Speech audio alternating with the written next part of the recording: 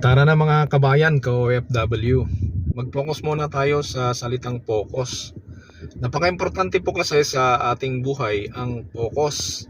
Kung ikaw ay empleyado, kagaya ko, kinakailangan nating mag-focus. Kung ikaw naman ay self-employed, kailangan mo pa rin mag-focus. O kahit isa kang negosyante, mag-focus ka pa rin. Isang estudyante, mag-focus. Ang ibig sabihin na kung tayo ay mag-focus tayo sa iisang bagay para mas madali nating makuha yung resulta ng ating minimithi. Pero pag sinabi nating iisang bagay, mayroon kasing iisang bagay na mayroon namang subpart. Tulad halimbawa ng farming.